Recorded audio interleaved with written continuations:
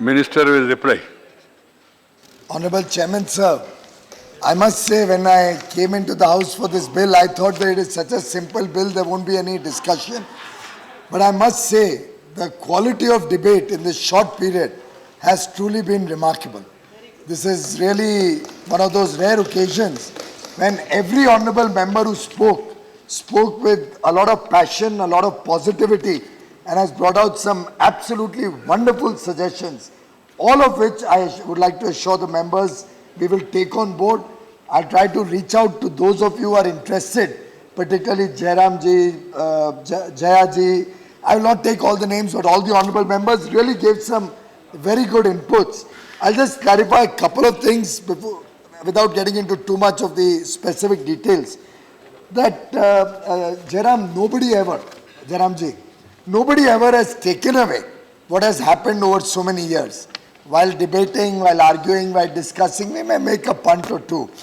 But the fact of life is, governments in continuity work. Progress is a mark of 72 years of independence. The country's Honorable Prime Minister, Shri Narendra Modi, in his very first speech on 15th August from the ramparts of the Red Fort, had acknowledged the contribution of all successive governments and prime ministers in nation building.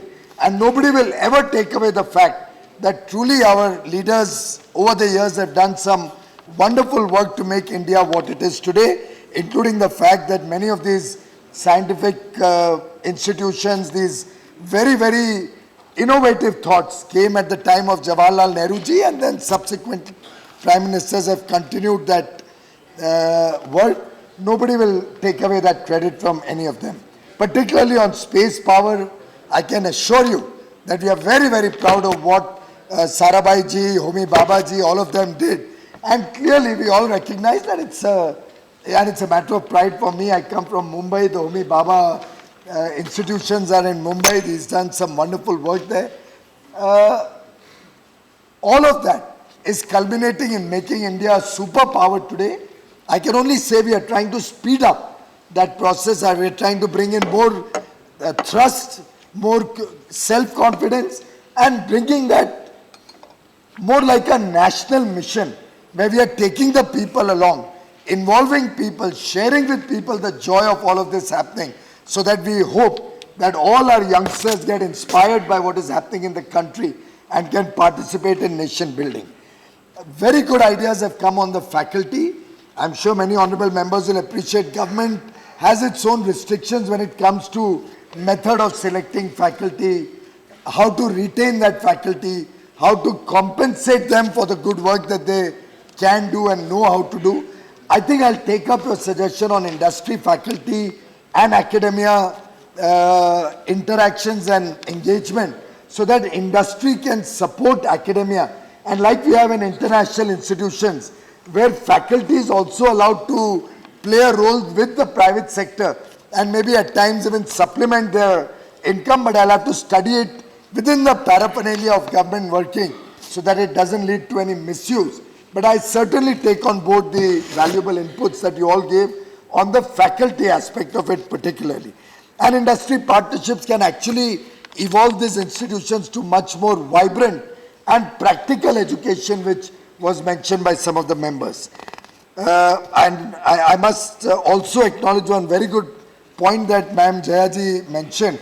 I will discuss with my department, and I think we'll have an engagement with all of you who spoke today informally one of these days, so that we can see what more ideas can be worked on. But I'll take you up on your Jammu Kashmir idea, particularly, and discuss with the new government administrators, Lieutenant Governor, whoever comes into play there, and see if that could be a very good opening to start the building up process that Honorable Home Minister yesterday spoke about. About FTII, you've given some points. I'll share it with the Honorable Minister Prakash Javadekar ji.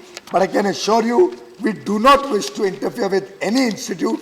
Even NITs will be run by the Governing Council. The President only appoints the visitor. And then the Governing Council has full autonomy. In fact, in 2 months, I didn't even have one occasion to see any file or anything to do with these NIDs except this bill that I'm putting forward. So I can assure you we want complete independence. and we want them to blossom, because then only truly they can be institutes of national importance. Jairam, by the way, the institutes of eminence is a concept which is expected to encourage our important institutes like IITs, IIMs, Institute of Science in Bangalore to even excel further and become world-class institutes. You mentioned about an institute getting that tag IOE, which is non-existent. I think we should not belittle that. It was a process run by very eminent independent persons, led by the former CEC, Dr. Gopala Swami, I think. It was a process where it was announced up front that those who are willing to invest large amounts of money can also approach for the IOE tag, Institute of Eminence tag, if they are giving a very good business plan or a very good plan of action which can justify that it will be an IOE. We will give them that certification, but obviously it's only after the institute comes up and all of that is verified that that institute can use that IOE tag to get international recognition, but no government funding is sought to be given to any private institute. Government funding will only go to the government institutes of eminence like IITs, IIMs, IISc and all. So, category called Institutes of Imminent Eminence. And make Jairam Ramesh as chairman of such a imminent. I really liked some of the thoughts that came up about Indian handicrafts, Indian design capability. बहन करकशन जी ने जैसे कहा कि नालंदा और बिहार का जो art है, उड़ीसा का जो आर्ट है, तमिलनाडु में जो आर्ट है, वास्तव में भारत की अद्भुत कला शक्ति है. अब इसको और कैसे हम आगे बढ़ा सकते हैं, इस पे भी हम एक और चिंता करेंगे और इस पे काम करेंगे. मैं स्वयं इसमें चिंता करूंगा. वास्तव में इसकी अपार संभावनाएं हैं. पर आपने जो भारत की बात की, भारत के डिजाइन के मान्यता की, तो हमारे पास एक India design mark, I mark करके एक प्रोसेस जनवरी 2013 से शुरू हुआ है और उसको हम और ज़्यादा प्रोत्साहन देंगे. और मैं समझता हूँ 2012 में शुरू हुआ, जनवरी 2013 से उसकी ऑपरेशनलाइज हो गया था. इसकी अलग अलग देश और दुनिया में एग्जीबिशंस होती हैं.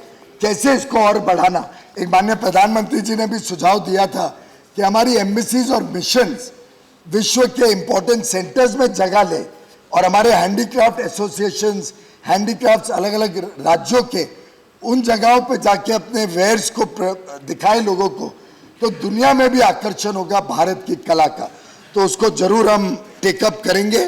और मैं समझता हूँ कि वास्तव में जिस प्रकार की सराहना आप सब ने इस इंस्टीट्यूट ऑफ डिजाइंस की है, माननीय अमित जी का तो स्वयं का अनुभव है, 50 से भी अधिक वर्षों से ये कैसे सेवा कर रही है वहाँ पे NID अहमदाबाद. और मुझे पूरा विश्वास है ये 4 संस्थाएं भी उसी प्रकार से तेज गति से डिजाइन में हमारे युवा युवतियों को और कौशल देंगी. हम और फैकल्टी को सुधारना, एकेडेमिया, इंडस्ट्री, पार्टनरशिप्स और हमारे में से जो कलाकार हैं, हमारे में से जो रुचि रखते हैं, उनके सहयोग से इसको और सुधार करेंगे. ऐसा मैं आप सबको पूरा विश्वास दिलाता हूं. आप सब ने बहुत सार्थक विचार रखे, उसके लिए आप सबका बहुत बहुत धन्यवाद.